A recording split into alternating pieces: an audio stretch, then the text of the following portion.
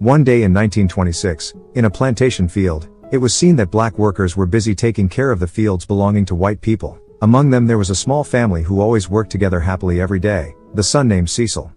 And that afternoon while working, suddenly the son of the owner of the garden came to bring Cecil's mother to the warehouse. The father could only stare at his wife being raped. He kept trying to calm little Cecil while saying, "If this world is the world of white people, we black people have no right to fight." It wasn't long before the garden owner's son came out of the barn. Cecil's father called and looked at him with anger. Even those eyes made the garden owner's son offended. Then, the father was shot dead in front of the eyes of little Cecil. Cecil could only cry without knowing what to do. The garden owner who heard the gunshots came, then ordered the other workers to bury Cecil's father's body. Out of pity, Grandma decided to take care of, educate and give Cecil a job as a maid in the house. The next day, Grandma started teaching Cecil how to be a good servant. Starting from giving the dish from the right, there should be no sound at all. When placing a glass or plate, the sound of breathing should not be heard, as well as many other lessons.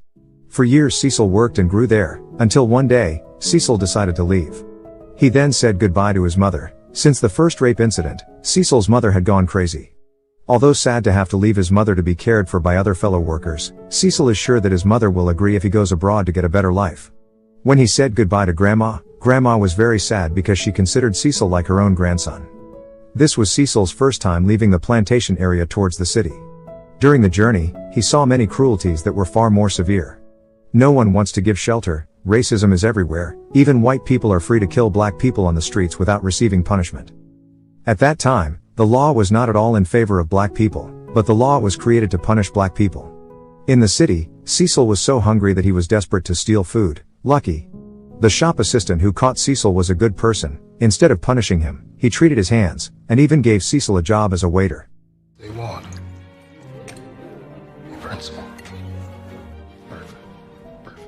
There came a day, where the butler told me that he got a job offer to be a waiter at a 5-star luxury hotel in the city of Washington. But because he felt too old, the butler told Cecil to go to their place. He also advised young Cecil that a servant has two faces. The first face is his real face, while the second face is the face shown when serving white people. He advised that no matter how luxurious or difficult Cecil's life may be, we should not lose our true face. In 1957, Cecil started working there, for many years as a hotel waiter. Now looks to have become a grown man who is good at capturing the hearts of white guests. He is also married to a woman named Gloria, and has two sons, namely Louis and Charlie. Cecil in the city of Washington has changed 180 degrees, even though his salary is not too big, but he is good at managing finances so that he can buy a car, a house, and even send his two children to excellent schools. That morning when he was gathering with his family, suddenly Cecil got a call from the butler of the presidential White House. Cecil was invited to come there. The next day, with a happy face Cecil went to the White House to meet the butler who called him yesterday. The butler explained that Cecil's name was quite famous as the best waiter among important guests who often visited the hotel where he worked. That's why he offered Cecil a job to dedicate his life be a servant to the president. Hearing the offer, Cecil was very happy, and without a second thought, he immediately agreed. The next morning, Cecil's job as a White House servant begins. The first day the butler taught the code of ethics in serving state officials. Cecil was sworn to only focus on serving and should not see or hear anything. Then for the first time in his life, Cecil nervously made and delivered tea to the President's Room America. Inside, it turns out that there is a meeting discussing racism in the Arkansas region. Cecil can only silently obey the code of ethics as if he didn't see or hear anything.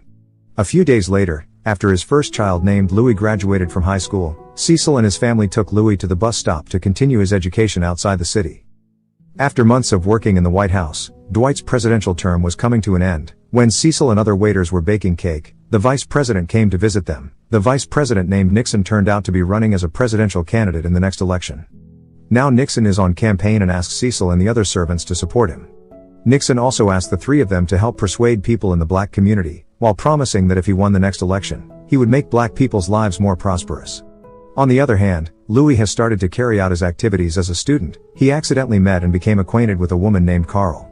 Carl then invites Louis into a hidden discussion class where activists gather. They discuss plans for a demonstration or protest against white people. Their goal is only for black people to be treated equally. Several days passed, after discussion of designing plans, mentally training, and determining locations. The day came when they all started their first demo. In a cafe, Louis and the others sat on a white bench. The waiter then ordered to move to a black seat, but they refused, and sat still demanding equality. Get up, monkey! What is this? You reading it?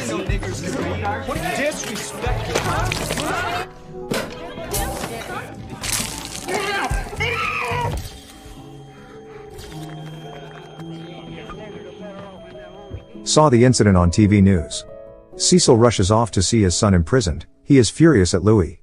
All this time Cecil had worked hard to pay for the needs of the family, including Louis's tuition fees, in the hope that his son could live decently one day, but instead of studying hard, Louis joined the demonstrators. Not only Louis, because Cecil was too busy at work, he had abandoned Gloria, so Gloria was lonely and now drank a lot. In 1961, Kennedy was sworn in as the new President of the United States. Kennedy managed to win the election against Nixon. All the servants lined up to welcome their new president. 1 month later, Louis was free. The whole group of activists boarded the special bus that would take them home. At first everything seemed calm, but on the way, they were confronted by a group of racist organizations called KKK. Because they did not have time to turn back, their bus was attacked.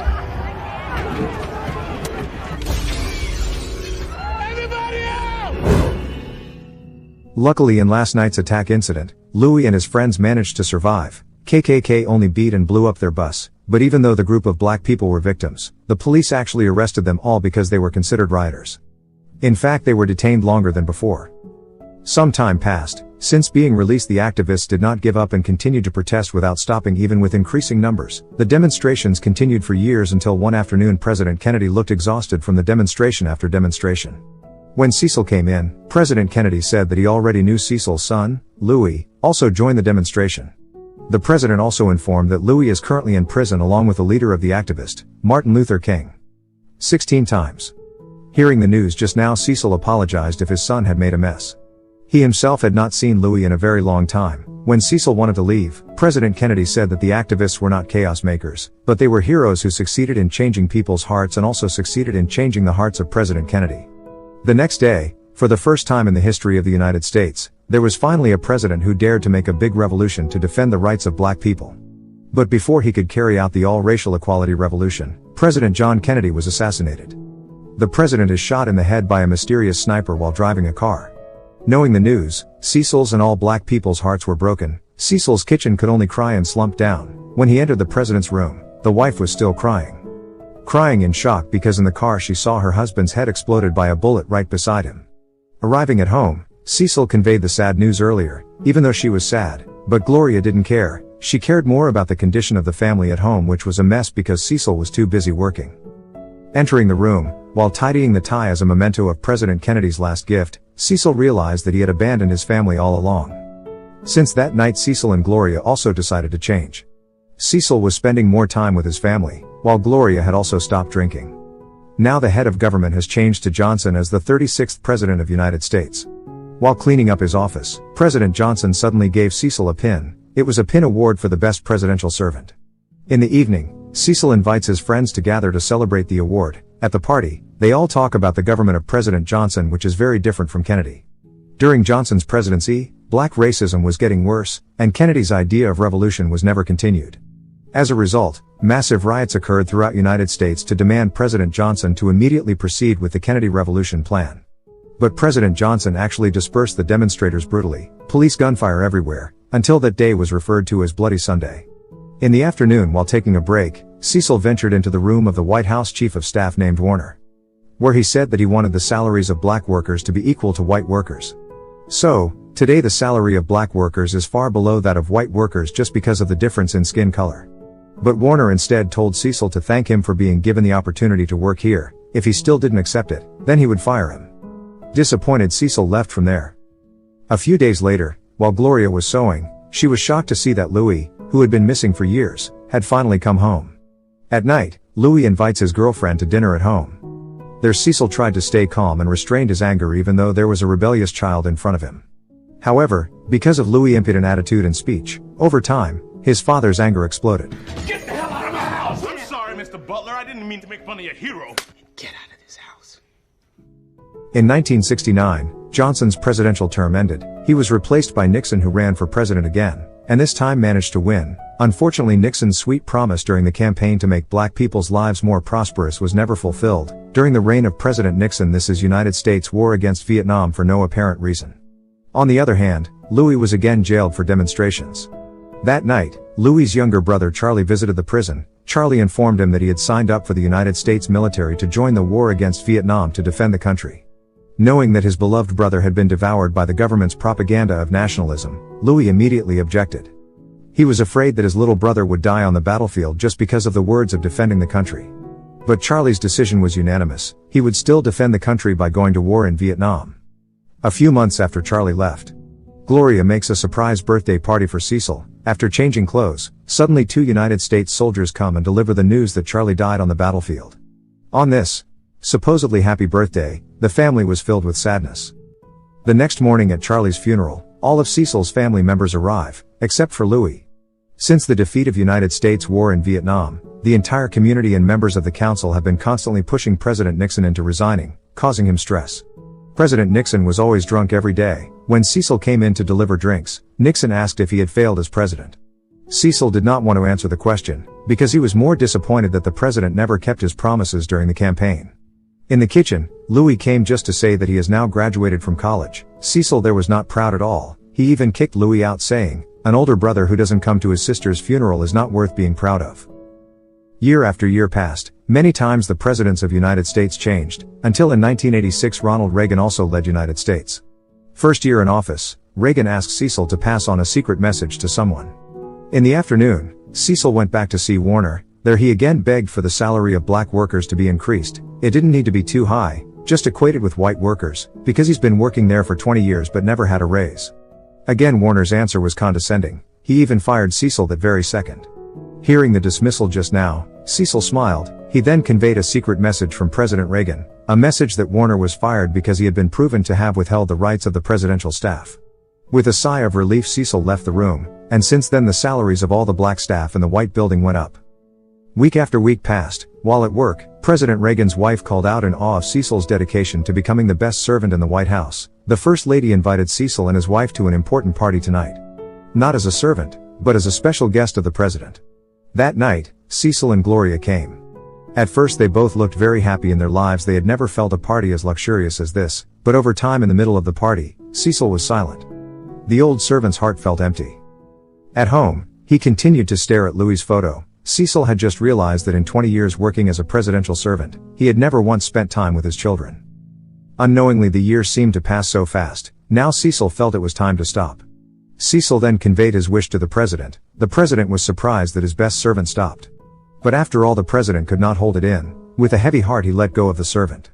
The next day, while Louis was leading activists in a demonstration demanding that Nelson Mandela be released, he saw his father coming from a distance.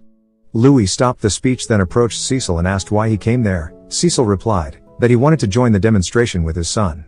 Louis was shocked. He was afraid that if his father dared to join the demonstration, Cecil could be arrested by the police. Louis was worried, what if Cecil lost his job? Hearing that, the father replied, "I've been missing you all this time." Sorry.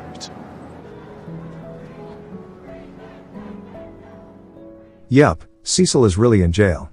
After experiencing himself in bars, Cecil's view of the demonstrators changed. He finally realized the people there were not bad boys. The demonstrators were a group of people who united their voices to make big changes. 22 years later, Cecil and Gloria look very old. Louis is also married and has one daughter. One morning, after breakfast, Cecil went to the bathroom, but when he came back he saw that his beloved wife had died. Again Cecil had to lose someone he loved. At night, in 2008, on November 4, 2008, when Louis was looking at his mother and sister's photo album, suddenly his father shouted for Louis. Down there, Cecil was watching TV news with teary eyes. The old man finally saw the election of the first black president in United States history. Namely, Barack Obama. Can now project that Barack Obama, who still wonders if the dream of our founder of our democracy. In 2009, after being officially sworn in as president, Obama invited Cecil to the White House to tell the story of his journey in serving 7 United States presidents. Before leaving, Cecil was seen tidying up the tie that was given to President Kennedy as well as his award pin. When he arrived at the White House, he was greeted by a young butler who conveyed the message that President Obama was waiting for him.